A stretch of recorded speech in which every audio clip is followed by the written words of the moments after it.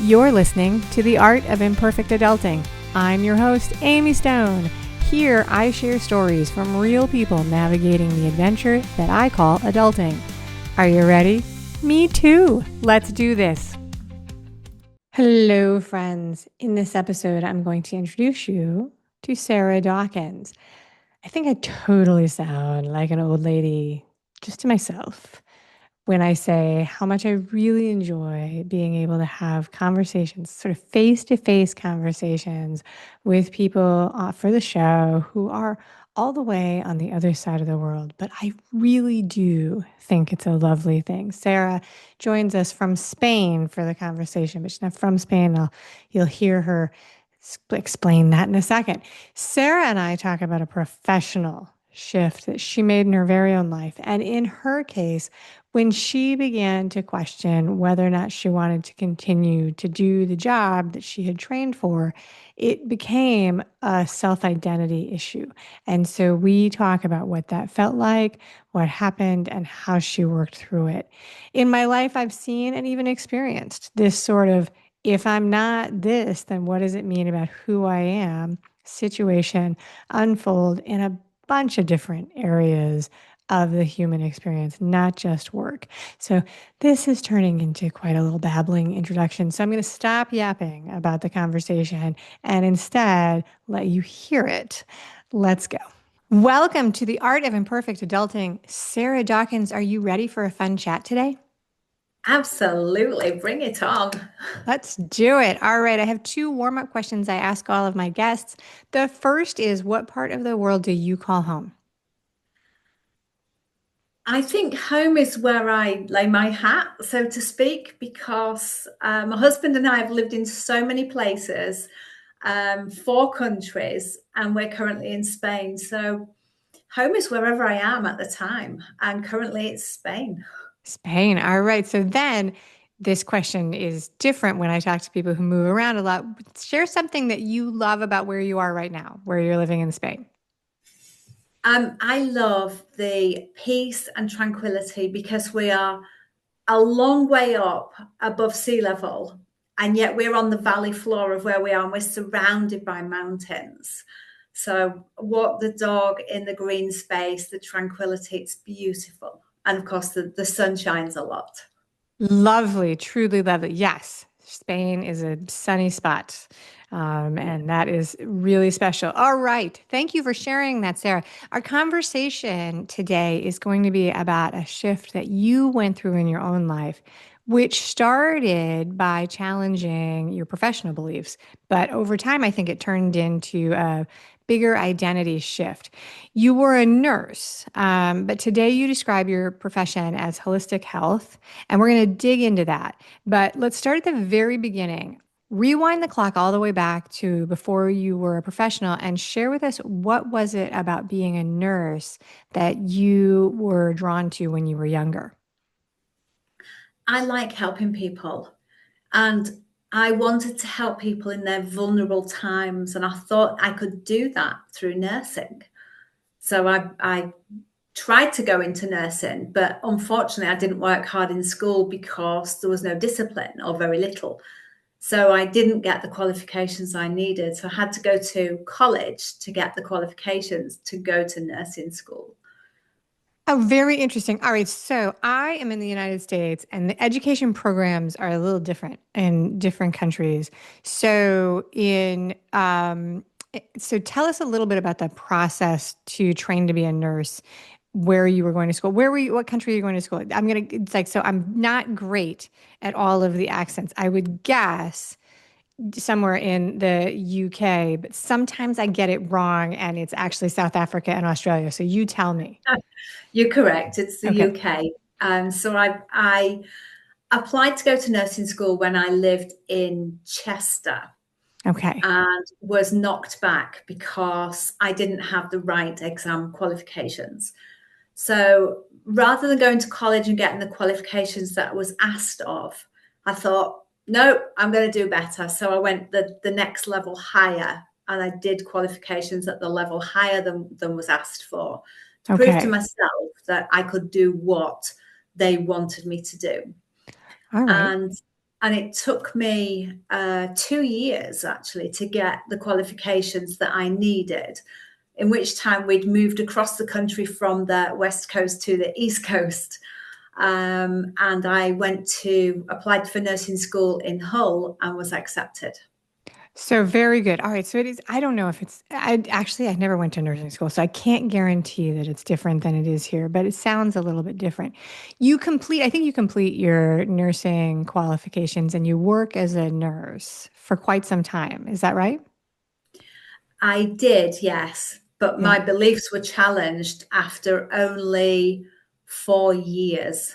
So I'd only been qualified for 4 years in a profession that I wanted to live and die in. And then my beliefs were challenged. Okay, so we're going to talk about that because I want to clarify the time frame. How long did you work as a nurse total? And we'll talk about the challenging right after that. I was on the register for 20 years. I Okay. worked almost full time for um, probably 16 of those years. And then the last 4 years, although I was a registered nurse, I didn't work as a nurse. I was on the register, but I didn't work. Okay, so does that mean, just to point in vocabulary, you were qualified and your licenses were still in place, you just weren't working as a nurse in a facility? Exactly. Okay, Exactly. so in your pitch, you shared that you were challenged at work by a coworker, and the words you used were about the use of pills at home. And can you share more about what that means and what happened? So actually, it was I had a conversation with a nurse colleague. We'd moved to America at that point in Okay. 2004, and it was 2005. I was challenged. So I was talking to my nurse colleague about the puppy that we'd got, taking it to the vet for its puppy vaccines. And I'm like, and she said, "Well, why would you do that?" And of course, I only knew because my mum was a nurse, so I only knew doctors and pills and diagnoses and hospitals. Didn't know anything outside of that medical model. So I looked at her and like, well, that's what normal people do, isn't it? And she's like, well, do you know what's in the vaccine? I'm like, well, no, we weren't taught that in nursing school. So that night, I went home and started looking at why would she question me as a nurse herself? Why? What was the purpose? What is in a vaccine?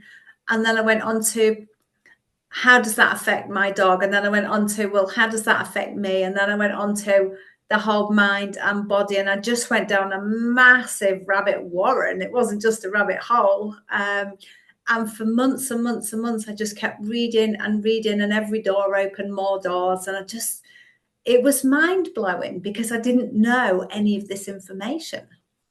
Okay, so to recap, you had gone, and so I live in the United States where, we have sort of two systems of medicine that don't really overlap very much even today in 2026.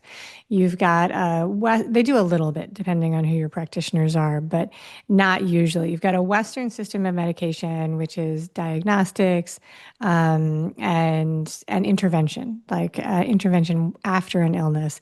And then we have another sort of system. It's probably more than one system, but you've got people who are interested in alternative, natural, osteopathic, homeopathic, holistic medicine options. There's probably another 50 different classifications in there that I didn't list because I'm not an expert, but I have had several conversations over the years with people about this.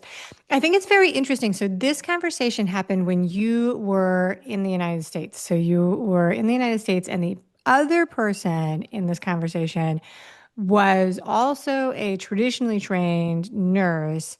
And also, what's interesting, which I didn't know before I asked the question, is that the question began when you guys were talking about care for your pet. Yes, that's where it Yeah. started. So, very good. So, what do you think? What was it about being challenged by the coworker that led you to researching? Because there was a choice there. You could have just brushed her off and been like, this is what I do, and I'm confident in my decision. Absolutely. I was first shocked when she said about the ingredients. I'm like, well, we were never taught that in nursing school, so I'd never actually thought to question it because I'd had all my childhood vaccines. I'd had vaccines to go into nursing, had vaccines to move to America. It was just nothing that I questioned. It was just normal in air quotes. So when she questioned me, I'm like, why would she do that? Which then led me to go home and get the internet up and running and search what's in the vaccine and how does it affect us. And then that just opened a whole array of different doors that I just went down day after day after day. And was your research exclusive to vaccines, or was No, it it other things? it opened up doors into pharmaceuticals, into natural health, into mind body work. So there was a big crossover between researching around the medical model, Western medicines, and researching around natural healing once I started to learn more. So I was looking at both sides of the coin, if you like trying to work out what it was that she was meaning when she said that.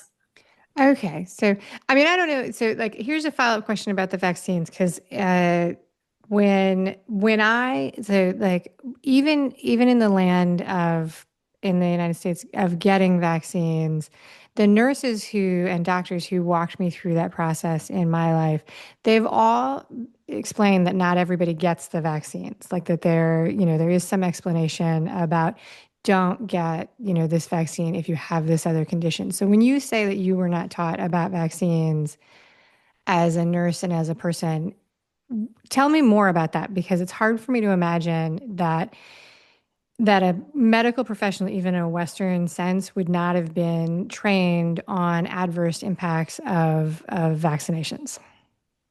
No, no, I don't remember any training through my nursing school around vaccines other than they're there to save lives. That's all I knew. And I just went for all of mine to go to nursing school and to move to America. My children were all vaccinated, my husband, my animals. I never questioned it until she No said discussion on about side effects, sensitivity, no, no, residual. no. And, I would get letters for my children, come to your well baby clinic. It's time for their vaccine. I would toddle along, hand my baby over, give it its jabs and let me take my son and daughter home and never, ever questioned it. So there's a difference between never questioning it and never being provided information about it, though. Didn't get information, just a case of it's time for your baby to come for its MMR or its whatever it was. Bring your baby along, and they would just be given it. So, all right. So, in your nurse training, you were never trained. That would include that you were never given any information about the fact that some people could have a rash or a slightly adverse reaction or a fever, or how vaccines worked. From memory, the barest of minimum, as in they're good for health and they promote antibodies, and there might be a fever or a rash, and that's the barest of minimum I believe that we got. There was definitely no massive adverse reactions, and in fact, and I'm just thinking about a patient I had years and years ago who had, but it was an adverse reaction to a drug. And that was the first time then I realized there was the yellow card scheme in the back of the doctor's drug book, the BNF, until that. So that was around 2002, 3 maybe, that I learned that there was even a card to send off to drug companies for adverse reactions. Okay. All right. Very good. Okay. So this started your natural healing journey. And then you shared with me that you healed psoriasis, eczema, acid reflux, chronic pain, candida, bulimia nervosa, PTSD, underactive thyroid, burnt out adrenal glands, and depression with suicidal thoughts. So when I read that, the question I had is, are these things that you list, are these things that you were experiencing, or where did this list come from? Over time, I had all these Okay. diagnoses. Okay, so this was Um, all you. yes, Okay. but over time, not altogether. All right. So you go down this self-discovery journey and exploration in natural health. And you had been when you were this is a pretty long list of inflamed like this, so psoriasis, eczema, acid reflux, those are very uncomfortable conditions. Yes. Acid reflux, chronic pain, candida, bulimia nervosa, PTSD. This is a long list of things. So, when you were going through this research list, when did you apply the lens to yourself and begin taking action on, let's see if I can improve my own living experience? So once I'd started doing my research, it was 2005, and that was when I started tweaking my diet and lifestyle. So I did a bit more walking, got a bit more sunshine to my skin, and I cut out gluten and dairy because from what I'd read, they both promote inflammation, and inflammation was the potential cause from the gluten and dairy for the psoriasis, the eczema, and the acid reflux. So, in just cutting those out and walking a bit more and getting a bit more sunshine, within about 4 weeks, I healed those. So, that was my first tangible healing. Outside of that, I was just reading about other people and what they were doing and how they were healing. And with a wishful heart, I hope I'm able to be like these people and start my own healing. Yeah. So you start with modifications in your diet and in your lifestyle, and you begin to feel significantly better. Yes. Yeah. And and this is just based on your personal research online for things you could do.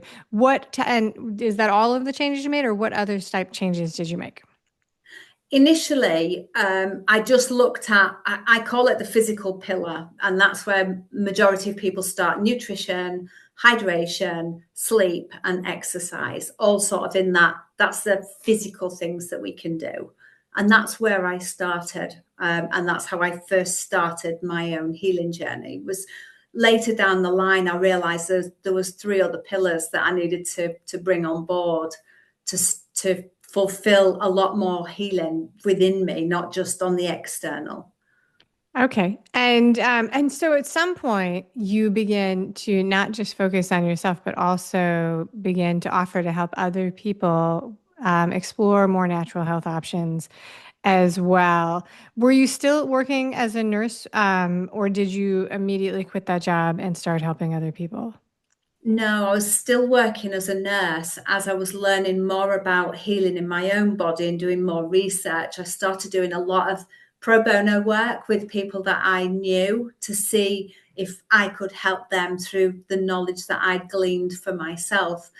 But I became very conflicted because at home I've changed the way I eat and the way I live my life. But yeah, I'm going to work, and I'd gone back to the UK in the end of 2006.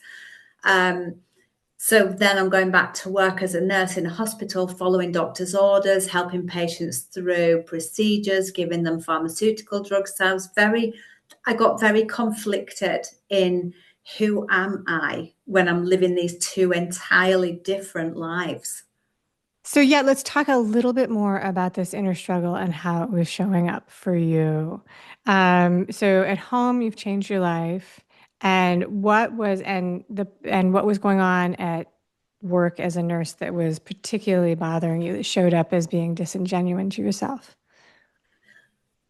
I learnt to practice Reiki, Okay. and I did my Reiki level 1 and 2. I spoke to my superior sister, we call them in the UK, and said, "Look, I practice this now, and it's very healing. And can I get a patient's permission if they're in distress or pain, discomfort? Could I possibly use this modality on top of the drugs?" And at first she said yes. And I knew my limitations, and I would only do it with permission and not in certain people because it's contraindicated. And that was kind of working a bit for me because I'm bringing a bit of what I've learned at home into work, but I'm still supporting people through the medical system. And then not long after, the sister said, actually, no, you can't do that anymore. Even though when I put my hands on somebody, I could watch their monitor, their heart rate and blood pressure come down as they started to relax and the pain started to resolve somewhat underneath my hands. She said, no, you can't do that anymore. So I'm like, okay, that I can't do that anymore.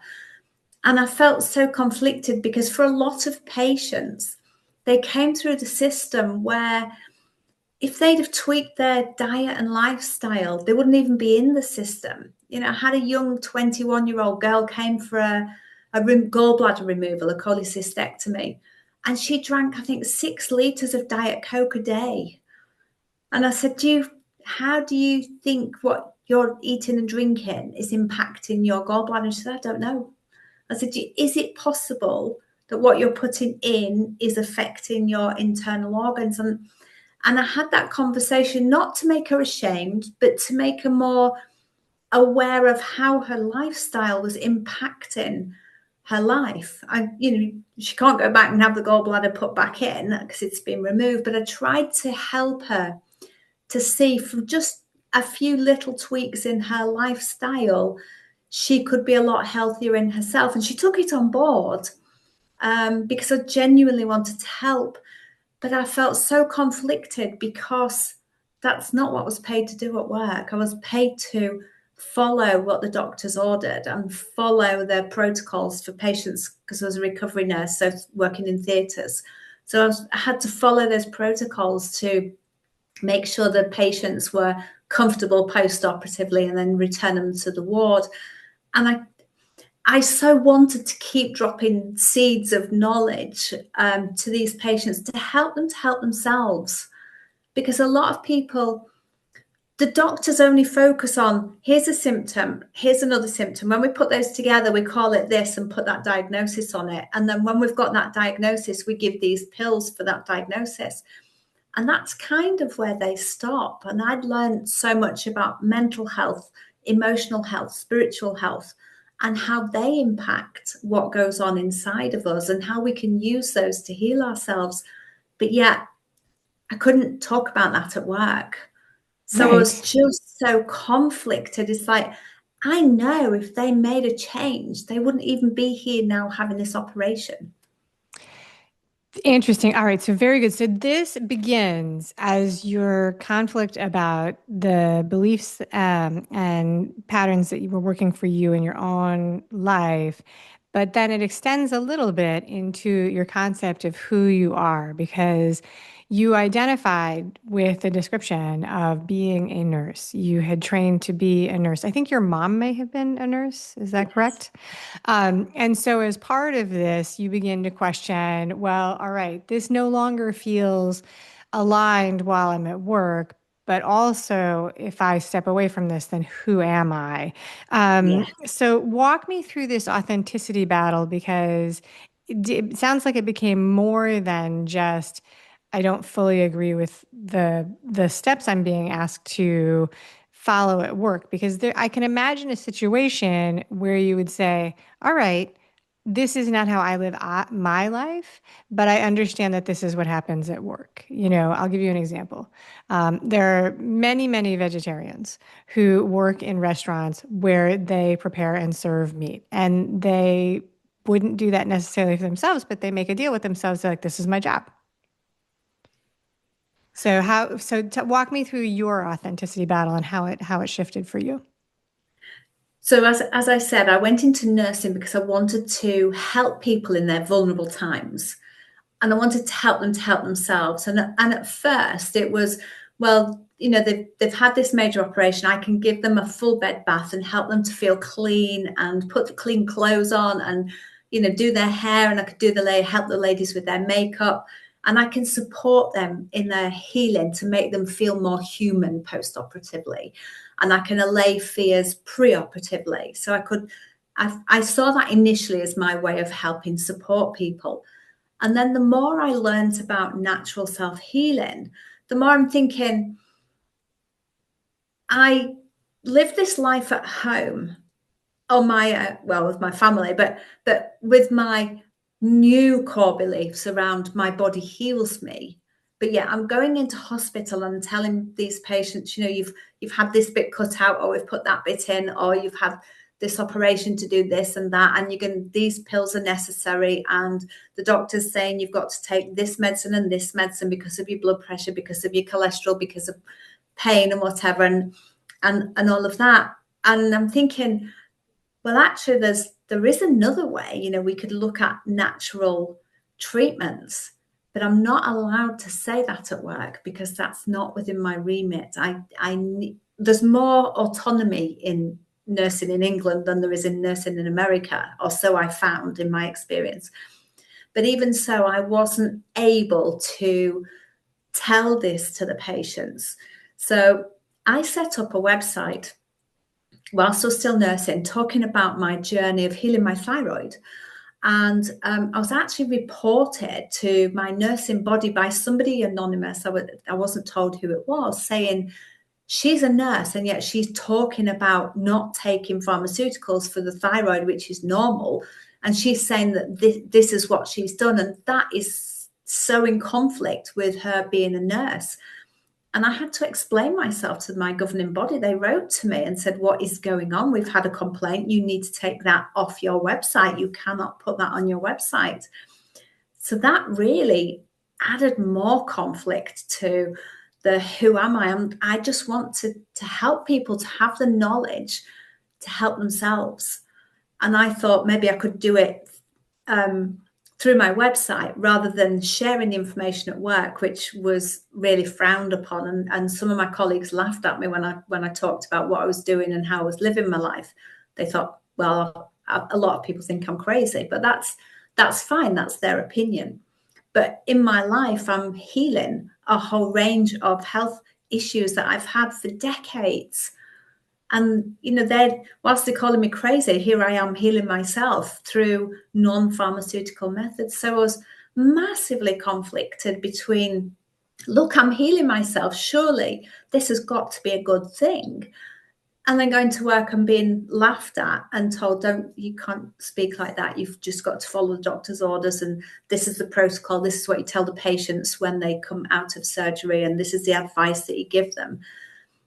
And for me, that it was just so constrictive in me that I ended up going sick and spiraling into that dark depressive episode and ending up with suicidal thoughts, because I want to help people to help themselves. And yet I'm not allowed to at work as a nurse. I have to toe the line. And that isn't the kind of helping people that I envisaged. At first it was, because nursing and the medical model was all that I knew. Right. But once I'd done lots of research and I found how powerful our minds and bodies are, I wanted to share that more and more, but I wasn't allowed. And for me, once I'd learned that truly is helping people to help themselves rather than helping them to stay in that medical model, in that Western medicine. And so talk about, so this conflict with your job actually becomes a mental health crisis for you, and you fall into depression. That must have been very hard. Thank you for trusting us with that bit of this story. How does is that connected to your self-identification as a nurse? And how do you work out of that and re-identify yourself? Well, it took me nearly 2 years to understand who I was, because when I was in that, and it felt like I was in a massive dark abyss at the bottom of a void of nothingness. Life was just so dark. So for a long period of time, maybe a year to 18 months, I can't remember if I'm honest, we had 2 dogs. We'd moved back from America, and as I said, I'd gone sick from work. So I had to take the dogs out for a walk. My husband was at work and my children were at school. And I didn't want to, but it wasn't fair on the dogs to not be taken out for a walk. So I'd take them out with my head down, not looking at anybody, just watching my feet, didn't want to interact with anybody at all, because the world was so dark. And as I say, it was about a year or 18 months doing that. But one day I don't know why, I just looked up and saw the trees all had buds on them, and there was flowers in the grass, and there was the brook at the side of the path. And it's like something inside of me intuitively started practicing mindfulness and gratitude. But it was probably another 6 months down the line before I even realized what I was doing. I just remember that day, wow, there's buds on the trees, must be spring. And that's as I started coming out of that. And that's then when I started to be able to think more clearly, do some meditation, understood then the mental health aspects of healing. We can't just do the physical, the mental health needs to be done as well. And it's then I started looking at how can I move myself forwards, and saw this deep, dark depression as my body going, you need a timeout, Sarah. And that's how I saw it. It was a long timeout, but you need a timeout, Sarah. And this is, you're not aligned with the job you were doing. And I knew that. But I'm like, well, what am I going to do? How am I going to help people to help themselves? And who am I when I take off this professional mask and this dress like this mask and this, and all these layers then started to peel off. I'm like, who even am I? And I didn't know. Yeah. Yeah. Yeah. That's not an uncommon situation that many adults find themselves in at various times of transition where they've become they've internalized their job to such a point that without it, they're unsure. And it doesn't just happen with jobs, it can happen with parenting. That's one of the big ones where we see it. It can also happen with hobbies. People who have really intense hobbies, and then they decide to change or they get an injury, and they don't know what to do with themselves. It's Yeah. so internalized.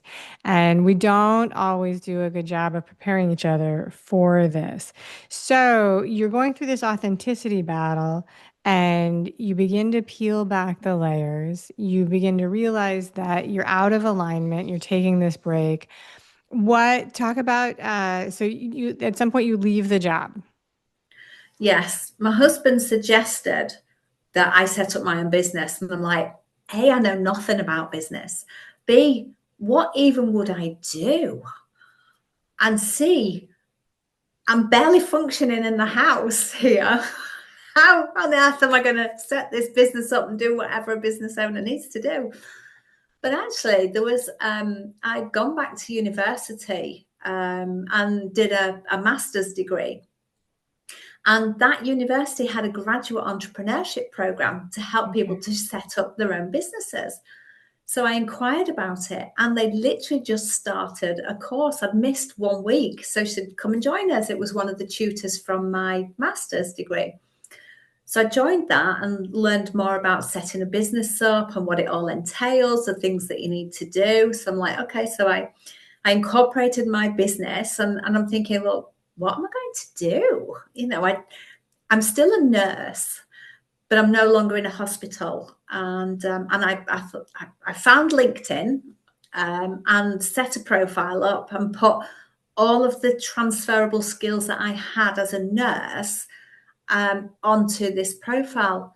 And within less than a month, I think it was, 4 different companies emailed me and said, we want you to work for us. Not would you like to, not have you considered a job in this? We want you based on your profile and skills on LinkedIn. So I'm like, wow, That is a really encouraging thing to happen. Wow. excited, Yeah. but anxiety provoking as well, because there was some medical legal work. I'm like, what does that involve? How am I even going to learn that? There was some DNA work. I'm like, okay, well, I can take some DNA swabs. That's no different to taking other swabs. And I became a trainer. So I had to learn lots of scripts and work a PowerPoint. I mean, that was challenging, technology. And I went up and down the country doing training of hospital staff in there's annual updates for like health and safety, child protection, manual handling, risk assessment, and so many more. And I had to learn all these scripts and went to all these different establishments training the healthcare workers, from the cleaner to the surgeon, all Okay. in the, in the same classes. So I was still a nurse, but I was a nurse entrepreneur. And the university put me forward to do a showcase of my business in there. They had a specific day for, I can't remember what it was called, but it was all the entrepreneurs from the program showcasing themselves in front of some local businesses. And there was a few different awards. And during that, I won company to watch because they said I'd made something from nothing. Because Wow. actually, All as right. in my master's, I wrote a protocol for what we did in recovery, and there was no local or national guidance for what we were doing, taking the breathing tube out. So I wrote a booklet and a flowchart and got intellectual properties. So they said, because I've made something for nothing, that's my award. And then the university put me forward to a national freelancers day. And I'm like, oh, I don't know if, just one thing being a little local in the university, but it's another thing putting myself out there into the whole of the UK. But I did. I filled the form in, and I came second in that. In the whole of the UK, I came second as the national freelancer with the work Very that I was doing. exciting. That's Yeah, very reassuring. I mean, I think that's, first of all, I mean, it's like it must have felt really validating to have people reach absolutely. out on Yes. LinkedIn and then get this. At some point, you pick up a coaching certification, I think. Yes, it was after that, because although my business was doing really well and I'd been self-validated through the awards that I'd won, I was still a nurse, and I still had to sign that nursing register every year and pay for the privilege. And there was, every year when that came around, I'm like, oh, I've got to still say I'm upholding the nursing standards, and I was loving my job, but I was still conflicted as the nurse. And whilst I was still registered as a nurse, it was 2016, I went and trained as a coach, because I understood what coaching was then. And I thought, maybe I can help people to help themselves, because I'm just giving all this free advice to friends and family and neighbors and whatever that wanted it. So I trained as a coach. I'm like, this is it. This is my alignment. This is where I'm meant to be. So I can still help people to help themselves. And then once I've done that training, I surrendered my nursing license, because it's like and it took me a while to feel confident enough to give it up, because I'd only ever aligned with Sarah the nurse. That's all I ever Yeah. wanted to be, a nurse. And it took me a while to pluck up the courage to say, actually, I'd surrender it. I don't want to be a nurse anymore, because I'm now almost throwing away my nursing. I can never, ever go back to it. And that filled me with anxiety. But, once I'd surrendered my license, I actually felt peace. I didn't feel that conflict anymore. And I'm like, now I can say what I want to say. I can help people to truly help themselves by tapping into their own innate wisdom.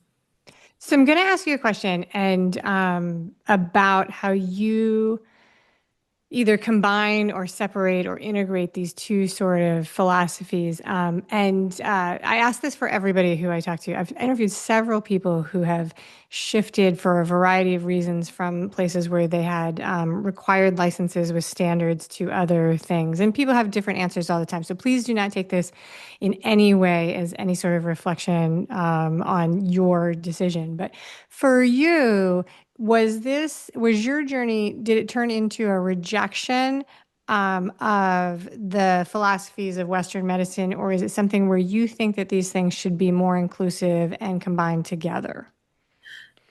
It's a bit of both. And let me explain that, because for things like trauma, accidents, emergencies, Western medicine saves lives. And 9 years ago, my dad was rushed into hospital. He was found in agony on the sofa, crying, and he was rushed into hospital. We had pleurisy, sepsis, and pneumonia. And So he let me was he ask you a was question because one of those words I don't think we use. What is there another word for pleurisy. pleurisy? Pleurisy is where the lung sticks to the chest wall on the inside, Oh, so it maybe it is the doesn't same move word. I just don't freely. know it. Okay, so it just doesn't move, so it causes severe pain when they Okay. breathe. And sepsis, we know, kills people. Sepsis, which, yeah, that's the And same it here. needs rapid Yeah. intervention, and pneumonia. And he was really incredibly sick. His urine was dark brown. He was so dehydrated. And he was blue lighted to hospital. And he was in hospital about a week. And then I think he went to rehab, and he was in rehab for about 6 weeks. So if Western medicine wasn't available, he wouldn't have lived. Yeah. He had that emergency intervention which saved his life. So there is a place for Western medicine in accidents, trauma, emergencies, absolutely, without a doubt. You know, IV fluids, catheterization, antibiotics, IV antibiotics, all saved his life. So there is a place for that. For everything else, we get symptoms before we get little symptoms first, which then our body, if we ignore them or take a pill or put a cream on or try and suppress those symptoms, our body then starts talking louder and louder. So there's always a little symptom before the bigger symptom. So if we can learn to tune into those, we can catch infections and diseases and health problems as they're starting, and we can do that work. We can take the supplements and help ourselves, help support our body before something major happens. Okay, I think that's a great answer. I'm glad that I asked. All right, that is very, so it's a very interesting, there's many different things here that we talked about, the decisions of how you went on this journey, following a dream, shifting. Today, so in a second, we're going to wrap up with the final questions, but let's talk about what you do today. And I want to give you a chance to talk about this new business that you formed and share with us what you do. Thank you. So I set this business up in 2018, and I help people to understand their symptoms. I help people who are sick and tired of being sick and tired. I help people who don't want to be in the medical model taking pills to stay healthy and not get sick. And I do that by helping them to tap into that little voice that's inside of us all. Some people call it innate wisdom, other people call it higher self. Other people call it God, the angels, spirit, the universe. The name isn't important, but what is important is that coming back inside of ourselves and to understand the language of our body in the symptom that we have. And once they understand the symptom, they can start looking at why their body needed to produce that symptom.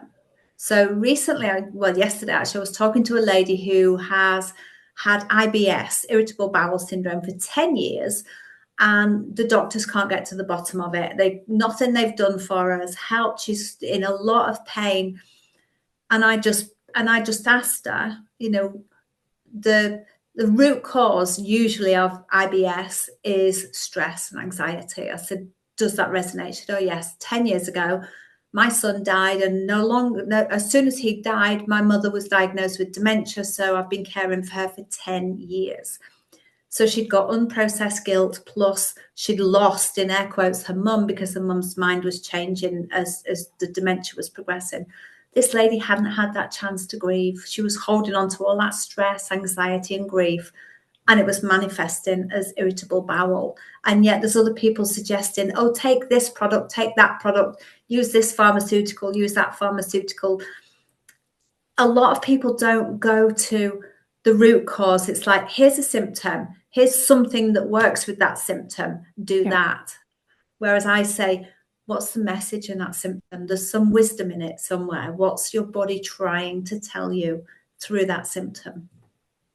Very interesting. All right. So you have a podcast, which has just been renamed. So if I get this wrong, correct me. It's now called the Mind Body Medicine for Self Healers podcast. Is that right? It is, yes. Okay, Thank you. very good. And you have an offer for the audience, which is Understanding Your Core Beliefs. And it's an ebook about finding your core beliefs, challenging the ones that no longer serve you. The value of this ebook is normally $100, but there's a link in the audio show notes, the YouTube description, and in the email newsletter that I send out every week where people can redeem that for free. The best way to get these links, you guys, for everybody who's watching and listening, is always to be a subscriber to the email list, because then you just click on it. I say that in every episode. It's because I believe that is true. Subscribe. It's fun. I want to say thank you very much, Sarah, for that very generous offer and for sharing your personal story today. I very much appreciate it. Are you ready to wrap this up with my final 3 questions? Absolutely. Let's do it. Let's do it. All right. When I wrote this, I didn't realize that you were in a different country. So I'm excited for this answer. Okay. What was your favorite television show when you were a kid? Oh gosh, Tom and Jerry. Tom and Jerry. I love it. All right. Very good. That's so good. All right. So today, we've got, for the people who are watching, you can see the multi-language copies of a book I think that Sarah has written behind her, but do you read or listen to books? Other people's books? And if so, do you want to share something that you've read or listened to recently? Yes, I like a physical, tangible book. So if I'm reading, it's got to be a book, a soft cover or a hardcover book, a real book, not something on a computer. And what have I just read recently? Mother Hunger. Mother Hunger. I can't remember the lady's name, and it's about a mother wound Okay. that a lot of us hold because our mothers was absent. I'm going to say that in air quotes because they don't have to be totally absent from our lives, but they could be emotionally absent. And Yeah. about how that wounds people, specifically females. So it's specifically mother-daughter wound. And it causes deep, deep wounds that children then have to grow up. And some people will see them and want to work with the wounds. Other people will never see them and just believe that's how they are. Yep. No, the mother wound is a thing that people do talk about. All right. No cheating on this next one. Okay. What is the last thing, the most recent thing that you bought online for yourself before we recorded this show? It's coming on Friday. Very good. We're recording this on a Tuesday for anybody who's okay. So a couple of days. I want to say drum, but it's not a drum. It's like it's a metal drum-like thing that you can play with drumsticks. But you can also put little like things on your fingers that with hard plastic, so you can play like it sounds like a steel drum. Okay. But So a instead of being percussion. concave, I can't remember the name of it. So, but it's for fun, like a percussion instrument, a It's metallish for drum. fun, but it's very ethereal, the sound. Are you going to just use this at home, or are you going to go be a part of a drum circle sound bath situation? No, I'm going to use this at home and just sit and meditate with it. Very nice. All right. That's spectacular. Thank you, Sarah Dawkins, for being a wonderful guest today on the show. Thank you, Amy. It's been a pleasure, and thank you for the opportunity to talk to you and your audience. Thank you for listening today. I hope that you enjoy the show. And before I go, I want to encourage you to become a bigger part of the conversation. Obviously, subscribe wherever you're listening to the show. Listen to more episodes. That'd be great. Again, please write a review and tell your friends about the show. That truly is a great help for getting the show in front of new people. Okay, but more fun for you yourself, head over to imperfectadulting.com and join the email community. You'll get some free stuff right away, and that way you'll begin to get the emails about the podcast. This includes the links for the special offers from the guests, and it's the only way to get that. Also, if you aren't in the mood to listen, I actually include an article directly in those emails. Whee! Now, if you love this and you crave more time with me, Amy, as a coach, a mentor, or just adultier adult, numero uno, check out The Village. If you have a story you want to share with the listeners, I'd love to hear from you. I have an open application. Just let me know you want it. And that's a wrap for today. Until next time, remember, the journey is the destination. Ralph Waldo Emerson said that, not me. Well, until just now, I did just say it. But what I want you to hear today is that if your adulting journey isn't going the way you expected, that may not mean that you're lost. It may just mean that you're on your way. This is Amy Stone, signing off.